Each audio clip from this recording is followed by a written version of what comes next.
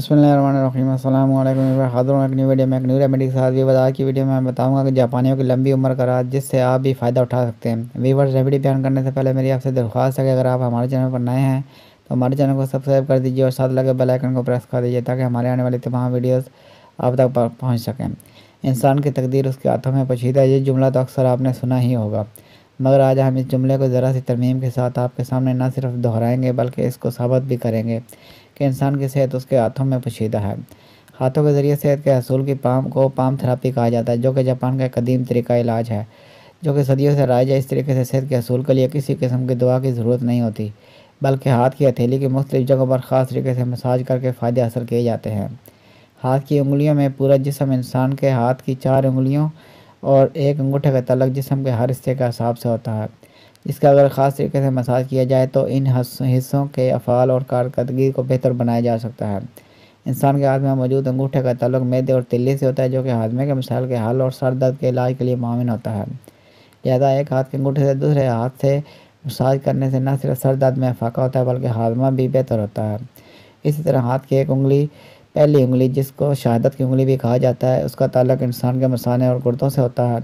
इसके अलावा यह कमर दर्द और दांत के दर्द से इफाके के लिए भी मुआविन होती है। इसके अलावा कोहनी या बाजू के दर्द की सूरत में भी इसी उंगली का मसाज करना मुआविन हो सकता है। दरमियानी उंगली जो सबसे लंबी उंगली होती है, इसका ताल्लुक इंसान के जिगर और पित्ते से होता है। इसके अलावा खुश्क, खांसी, थकन और थकन के सबब आँखों में आने वाले दर्द से निजात दिलाने में भी अहम किरदार अदा करती है। अंगूठी वाली उंगली का ताल्लुक जिगर और बड़ी आंत से होता है। यह उंगली जहानत में इजाफे का भी बायस बन सकती है।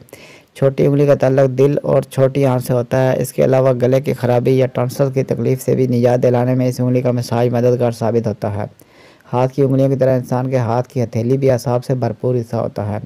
माहिरीन के मुताबिक इंसान जब अपने हाथ की हथेली को एक दूसरे से रगड़ता है तो इससे ऐसी तवानाई पैदा होती है जो कि दिमाग तक असाब के ज़रिए पैगाम पहुंचाती है। इससे फौरी तौर पर जिस्म के मुख्तलिफ हिस्सों तक ऐसे केमिकल की रसाई आसान होती है जो कि दर्द से आराम पहुंचाकर जिस्म के उन हिस्सों के अफ़ाल को बेहतर बनाते हैं। पाम थेरेपी का तरीका। इस तरीके के मुताबिक जिस्म के जिस हिस्से में दर्द हो उस हिस्से से ताल्लुक़ रखने वाली उंगली की पोर को 10 से 20 सेकंड तक दबाएं और उसके बाद ढीला छोड़ दें। इस अमल को 3 से 4 बार दोहराएं, जिससे न सिर्फ तकलीफ़ की शिद्दत में कमी वाक़ई होगी बल्कि बार बार ये अमल दोहराने से तकलीफ़ का ख़ात्मा भी हो जाएगा।